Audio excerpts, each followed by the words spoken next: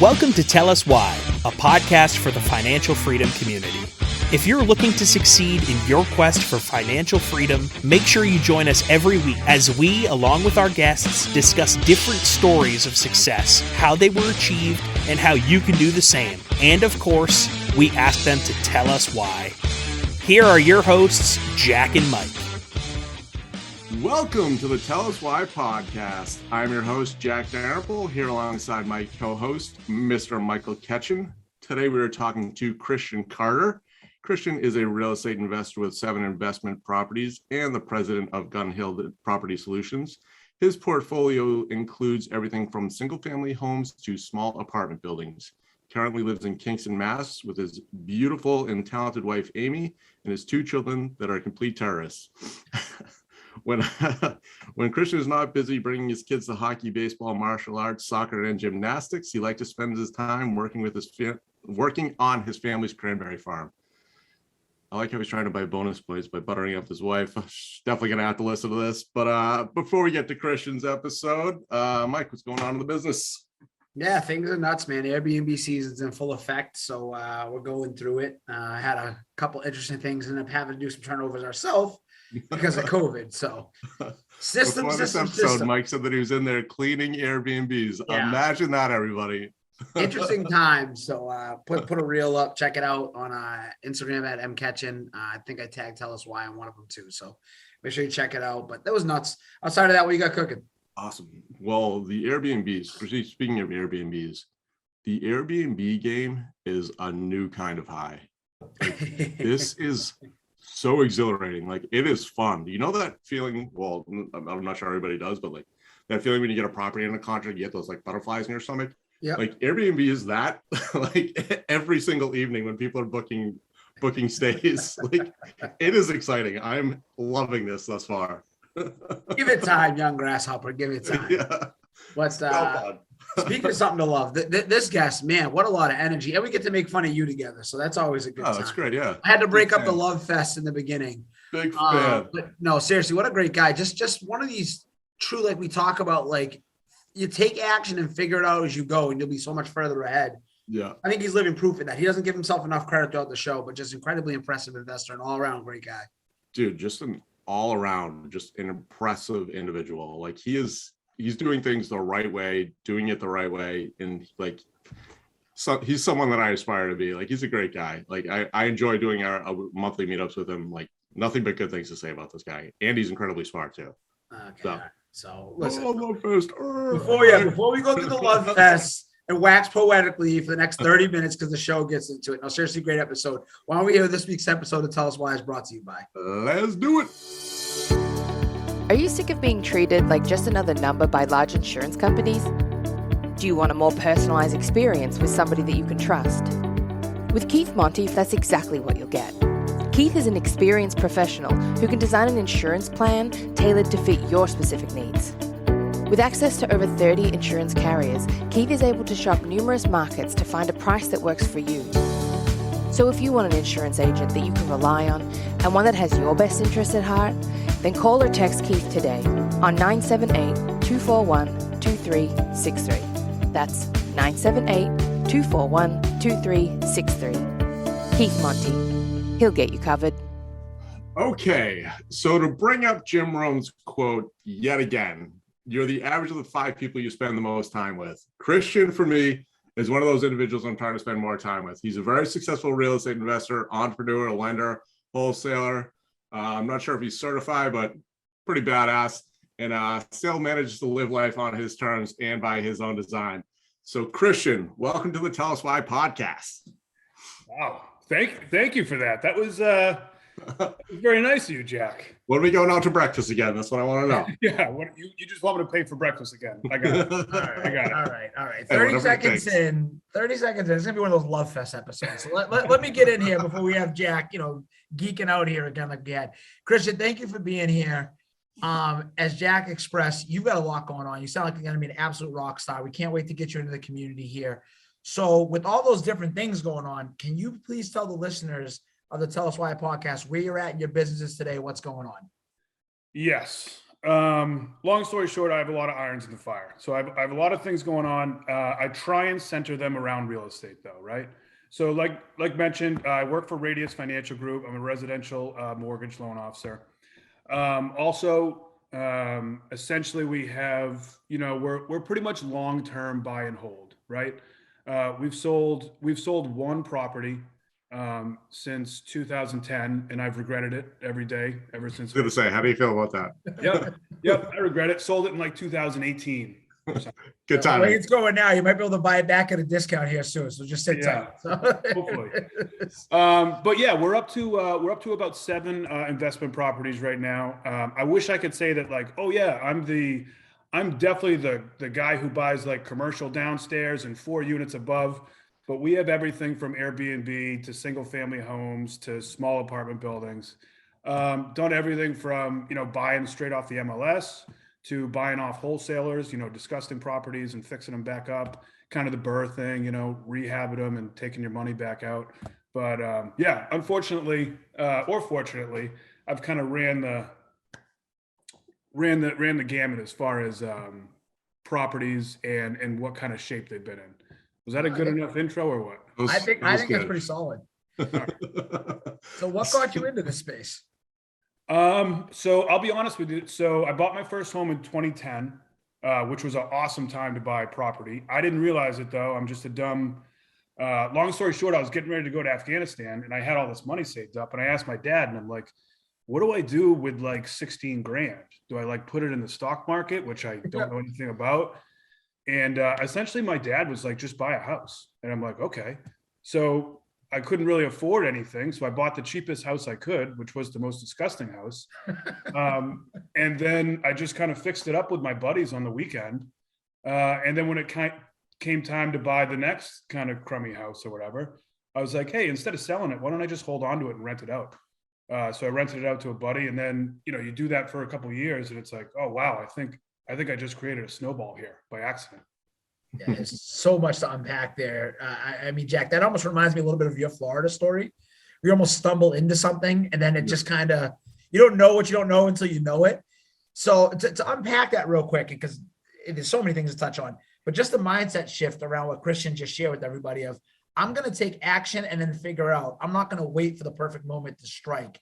Where does that mindset come from? Was that, you mentioned your dad, is that kind of the way you were brought up, or, because that's a huge thing in people, that mindset shift and just take action and not be paralyzed on the sidelines.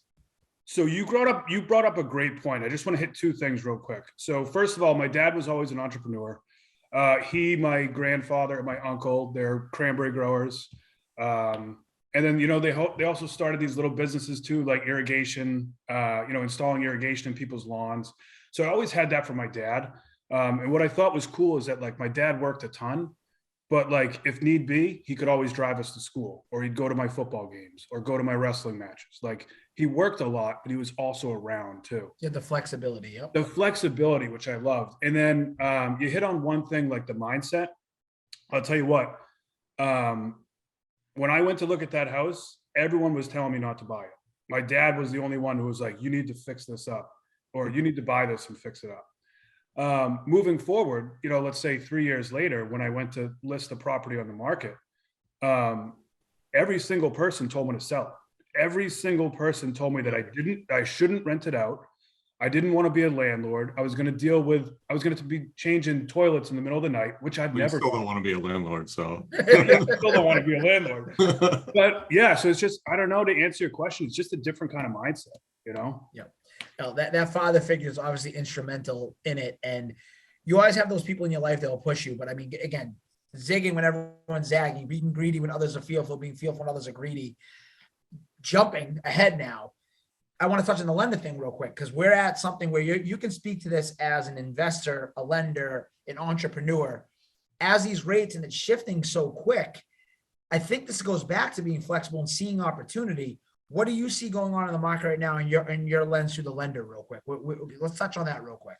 Yeah. I mean, to be honest with you, it's really tough as a lender right now, because we went from entirely feast to borderline famine, and when I mean feast, I don't mean like the purchase market was so great. It was just rates were so low.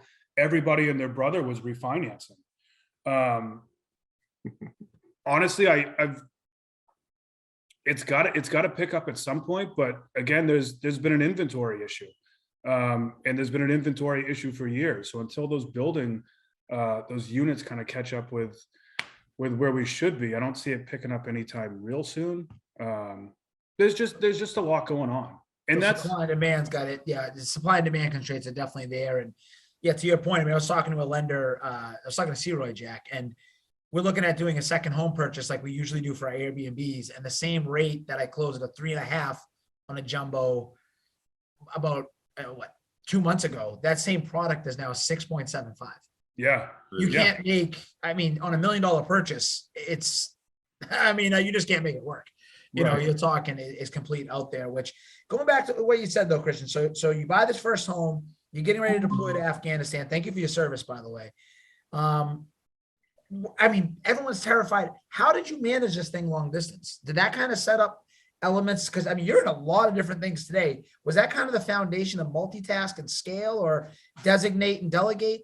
Talk us through that experience of being across the world, having a rental property. All right. So first of all, I kind of touched on it before. I have an awesome support structure. So at the time, my wife was my fiance, Amy, but she was living in the house. So like she was doing all the painting and stuff like that. And she'd kind of like my buddies actually worked on the house too while I was gone, which is just, I mean, just awesome. And then again, I have like a great mom and dad who are back here. It's just, I guess it's just having the awesome family structure. Starting obviously with my wife, she just really, I'm sure it's tough to be married to me at times because I have so much going on, and kind of my like wife never says that to me. She says I'm a peach in a dream to be married. Really? I own the business with her, so we got about 300 units and 5 Airbnbs together. She loves every moment of it with me. Right. Go back, listen to her episode. She points out all the positives. Oh yeah, I heard that episode. No, I get it. I absolutely get it. So the wife, the support system's there. How do you start to transition and get back and say, you're going to scale this? You know, what is the why here? I mean, you're going from active military duty to being this entrepreneur. What makes you say, I'm going to do this my way? What is the motivation for that? Yeah, absolutely. So first of all, forgot to mention, I also help run our cranberry farm. So long story short, what I'd love to do is just work on the farm. I love working on that cranberry farm. I absolutely love it. I love everything about it.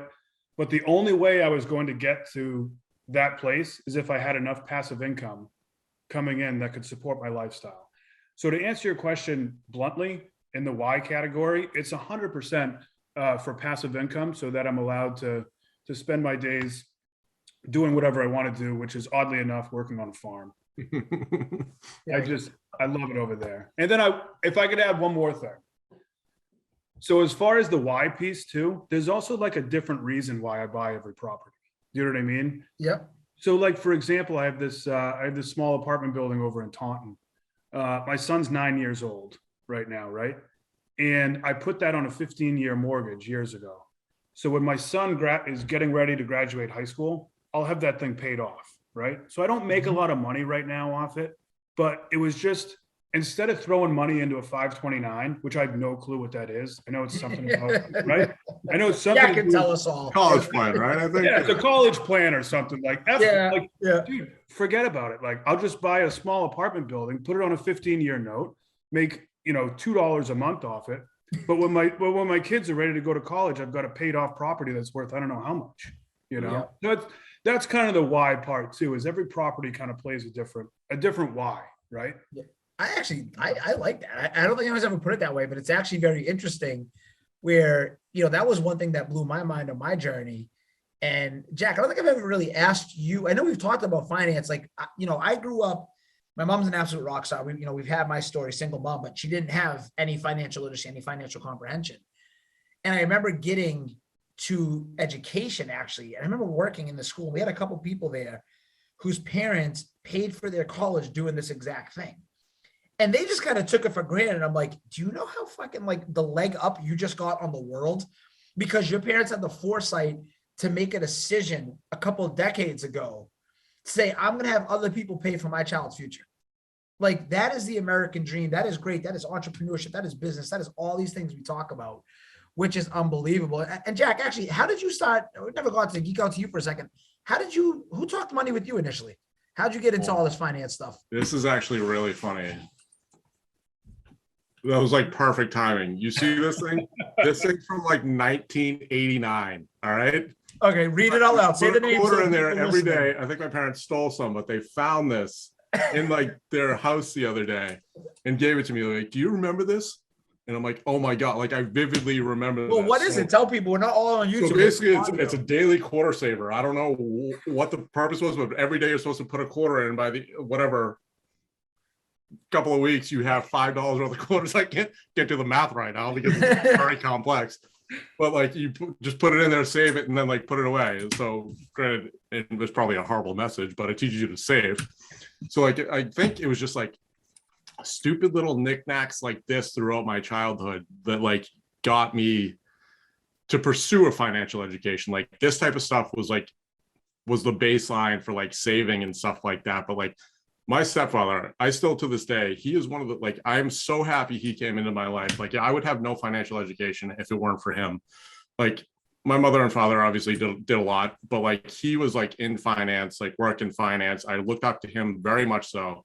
And like my pursuit in the finance industry, like on the last episode, I mentioned I was an economics major. I also majored in finance. So I had both of those because I wanted to know like the market stuff. Like I was very intrigued by the market because he was going to work in the market. I mean, it was more on the advertising and marketing side, but he was still like in finance. And I thought that was cool as shit. I was like, oh, I want to do that. Like I want to go work on a trading floor like that. It just always seemed cool to me, like watching Wall Street. I was like, I was about to say, you know, you're gonna be out here like Gordon Gekko, Jack the yeah. So it was like all that, like those little knickknacks that they would throw at me from time to time, like stupid stuff like this, like compound interest calculation. Like I remember sitting in my like whatever. Apparently, when computers were first invented, like sitting on my computer and like doing a calculation, or it might have even been in a notebook, like doing a calculation of how much I need to save on a daily basis. Maybe it was one of these, like a quarter a day. If I do that for 30 years or something like that, I'll retire with like $4 million or something like that. But like with now like an annual interest.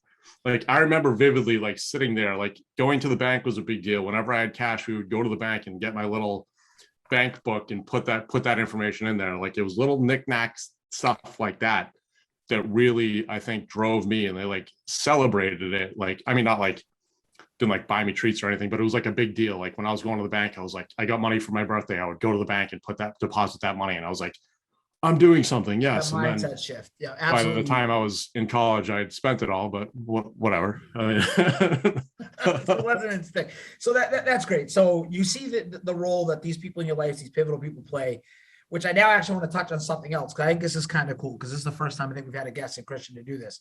I believe, and I want to get the story here, you two met, and another very important part as entrepreneurs at a networking event, correct?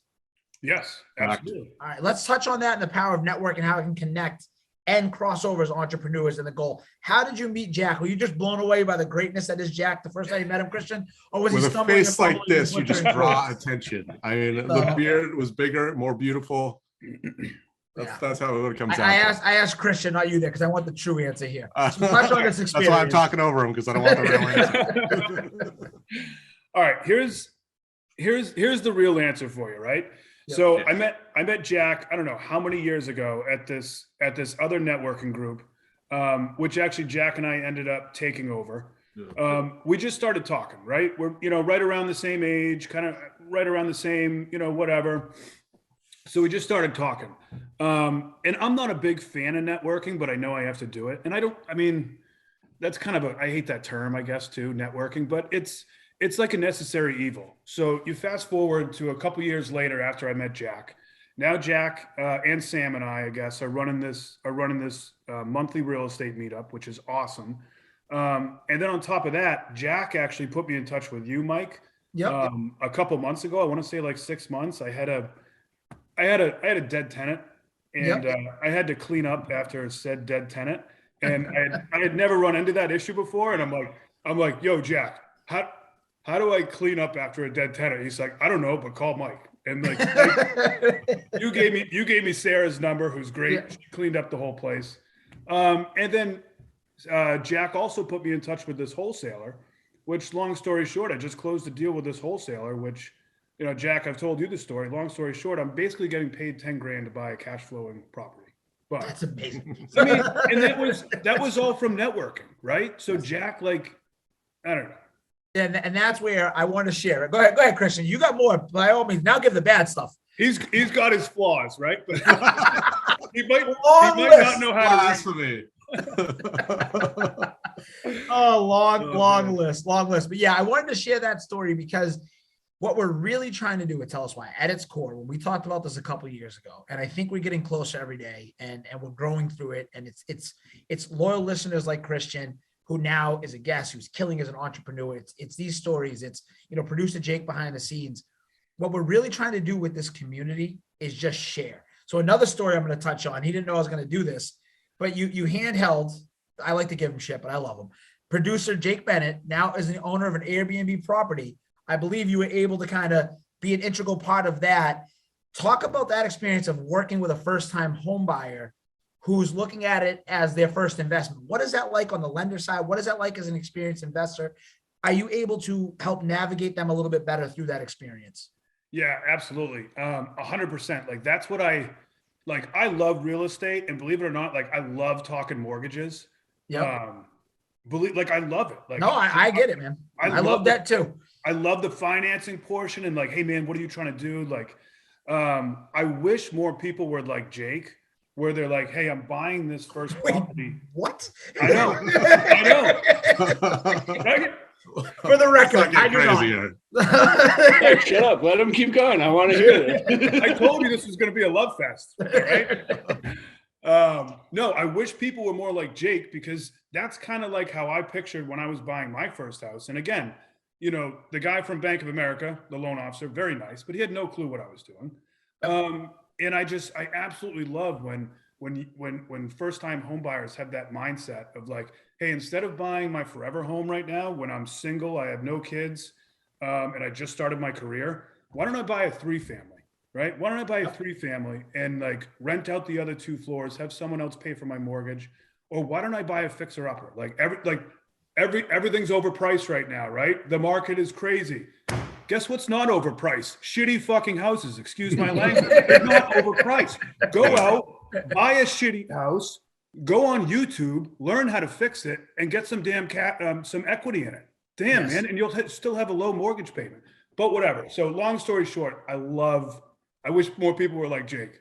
All right, I like that. We're gonna edit that out, so yeah. we're gonna get that out of there. But that was great. Yeah. So you're right. I'm the editor. I think that was a great story. No, I mean, I think Mike, you hit on it. Like, I mean, that's what we're trying to do. Like what Christian was talking about. Like, we're trying to bring these people together. Like in this community, we're trying to build these types of relationships. So if you have a question about what to do with a dead person, like we have an answer for it. If you need to find lending for another project or property, we have an answer for it. Like we want to get all these people in the same group so we can help each other. When one person does well, we all do well. So I think that's what we're really trying to get after with Tell Us Why in the community forum.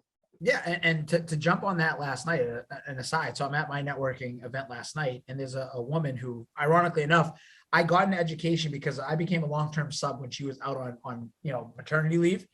Now fast forward, I don't know, 15, that was 2007. So I can't do math. So whatever it is, 15 years later, we meet, she reaches out. She goes, hey, Ketchen, I know we haven't talked in a while, but I really am curious about what you're doing. I'm burnt out in education like everyone else. Here's a woman who thought she was so far removed from financial freedom. So we sat down and I put her through the coaching call I like to do with everybody. Jack, I've done it with you. I've done it with everybody. She has a property, to Christian's point, that she bought with her husband 18 years ago. Almost paid off. They've never pulled any debt. It has an in-law apartment. Now, granted, it's her parents. So I said, you're going to have that uncomfortable conversation. She hasn't charged up rent in 18 years. I told him, I said, here's the market rent. They got to pay it, love it or leave it. If she takes action and she follows this playbook, I'm like, you are so close. You don't realize how close you are, because Here's what you're going to do. We're going to get you a HELOC that we're going to leverage. We're going to beat this spread. You're going to eliminate your cost of living because with that in-law apartment, now someone else is going to pay your mortgage. I just found you $30,000 of cash to invest right there. That's tax-free because remember, savings are untaxed. So they're actually worth more than $1 earned. It's like a 50-cent delta on the dollar, maybe more now with inflation. Who the hell knows? So, but having that knowledge and those resources, back to what Christian was saying about Jake came in with the mindset. I don't know, it was cuz tell us why, talking to you, whatever it was, but he came in with the mindset of this is an investment that's going to catapult me to the lifestyle I want. And that's really the message we want to share. Bet on yourself, take action, put yourself in a position to win. You're not always going to win, but at least you're playing the game and you're a hell of a lot closer by doing that. Like we say, Jack, hope is not a fucking plan. Yeah. So don't show up expecting it to get results because it won't. So that was awesome. So Christian, thank you for sharing that story, which is a perfect segue into the question we like to ask every guest every week. What is one book or resource you would recommend to the Tell Us Why community? Did you just steal my line?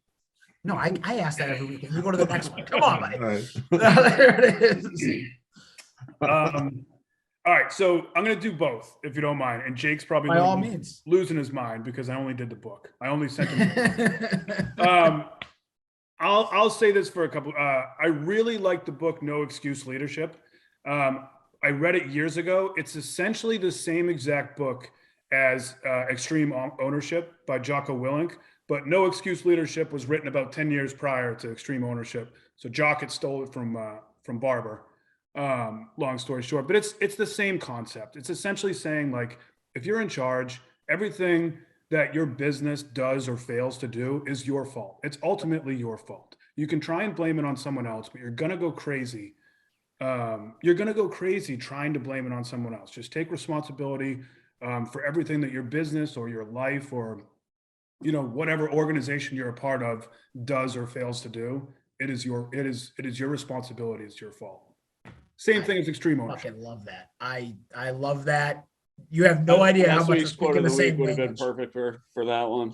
Yeah, we are speaking the same language. All right, awesome. Oh, you had another one you said. Yeah, resource, if you don't mind. So growing up on a farm, obviously, like, I knew how to use a hammer, I knew how to use a saw, things like that. But once I started renovating a couple of these properties and doing all this work myself, I had no clue what I was doing. So the number one resource that I use is YouTube, by far and away. You can find out anything except for how to remove a well and to seal it up. You can't find that on YouTube. If you need help with that, reach out to me because I figured out how to do it. But you can find out just about anything else on YouTube. That is a great resource. Again, going back to buying a crappy house and then fixing it up, YouTube was awesome. Wait, sorry, I'm actually going to jump in and ask a question because, Christian, you are one of those resources on YouTube. Talk about the stuff that you do. Like, you do kind of these little explainer videos on YouTube, don't you? I do. So I started doing those, I want to say during the pandemic, probably when I was locked in my basement. Just kidding. I was never locked in my basement. It's like the pandemic never happened for me. But long story short, I started doing videos a while ago on, like, different mortgage, basically like different mortgage terms, like what's the difference between an appraisal and a home inspection. And I'd like to kind of gear them a little bit towards like investor stuff too. Like how do you build equity? That was a video I wanted to do. You either buy it, by putting a down payment down, you either make it out of thin air by like rehabbing the place. Or you get a great deal, which is the best. Yep. But like videos. I like it. I like it a lot. Thank you for sharing that. That was great to have Jake chop in. Now we've had way too much talking for the producer on this episode, so he's done. So we're gonna go with that. So Jack, I think it's time to hit him with the questions. What do you think? Let's do it. It's now time for the Big 3 segment, brought to you by QS Private Lending. Are you looking to finance your next deal quickly and reliably with less hassle and paperwork? QS Private Lending is one of the oldest and largest hard money lenders to real estate investors in New Hampshire, Massachusetts, and Rhode Island. Our quick and simple short-term loans require no appraisals and have enabled hundreds of builders and investors to profitably acquire and renovate thousands of residential and commercial properties. To experience the QS difference for yourself, call or text Luke Conroy today at 315-323-0250. That's 315-323-0250. QS Private Lending. Okay, it is time for the big three. These are the three questions we ask every guest every week, and I will kick it off with the college question. So, Christian, in your opinion, is college worth it? So I'm going with the answer that I feel like most people went with, yes and no. So obviously, I'll give you a tale of two brothers, right? Yeah. Me and my brother. My older brother is wicked smart. He's the man. He's awesome. He went to Middlebury College. I don't know, majored in economics or something smart like that. Made a bunch of great connections. Now he works on Wall Street, lives in a great house in Jersey, right outside the city. College was 110% worth it for him. He went to a really good school. Like I said, he's wicked smart. He got a great job after, and his name is Lion. So that's a lot cooler too. He's a damn lion. Good for him. That's awesome. Looking back on me, the only thing I used my degree was to go to officer candidate school for the Army. Besides that, I have never used anything that I learned in college. So definitely that's a great way to do it. And that's, I really appreciate the honesty. And again, it's like we say all the time, make the educated choice. If you have a path laid out to you and understand the debt you're taking on, great. If not, don't force it. So Great answer there. What is one piece of actionable advice you go back and give to your 18-year-old self? That's easy. I've already said it. Go out and buy a multifamily home. If I was 18 years old, I would go get a job doing whatever, get it on the books, and I'd go buy a 3-family or a 4-family, preferably a crappy property that I could fix up, but I would go buy one right then. And then as soon as I got a down payment for a next one, I'd buy another 3 or 4 family. All right, we're going to go a little deeper than we usually do, Jack, because now I want to touch on that because that's a mindset shift, right? You get a lot of 18-year-olds. I can't do it though. How can I do it? I'm 18. So tell me, Christian, how can an 18-year-old get that mortgage? 100%. So he's gonna need a job history, right? Mm-hmm. Which he can start, building right out of high school or whatever, or start building that job history while in high school. Start working for a construction company when you're 16 years old, like I did. Guy Greg, a great guy. But start doing construction when you're 16 years old, right? As soon as you graduate high school, you go to work full time for that guy. You've already been working for him since you were 16 years old. And then also when you go to buy a 3 or 4 family, you can use the income that's generated from that property to help you qualify. Now, let's say you don't have, 15 grand saved up. Let's say 20 grand saved up, right? For the down payment.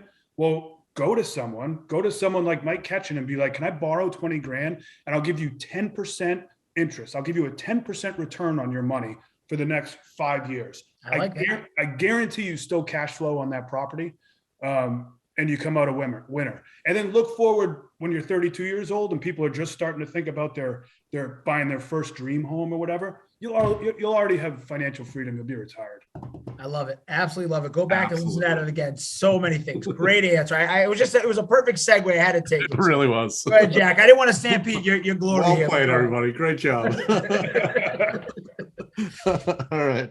So now at the other end of the spectrum, what is one thing you would want your 90-year-old self to say to you? This is really good. I love it. I've never heard a comment like this or a question like this on any other podcast. This is good. This is a good one. So I thought about it a lot, and I guess I'd just say I guess my 9-year-old self would kind of look back and just hope that I was a guy of character, right? Strong character. Anything that I said that I was going to do, I 110% did my best to follow up on, to make my actions meet my words. Just a man of strong character, kind of when they look back and said Christian was a good guy, That is awesome. I love that. I actually like that clarity. And you can tell it comes from the heart too, because we're spoken with conviction and clarity. So definitely know that's great. And again, that's awesome. Christian, where can people learn more about you, get in touch with you? Where can they reach out? I don't really do social media or anything like that, except for YouTube. I will be getting more into that. And my cell phone number, my number is 617-835-1348. I was talking to a guy from Idaho today. I'm not licensed to lend in Idaho whatsoever. Neither is my company. But I had a conversation with him on the whole BRRRR process and how to do it.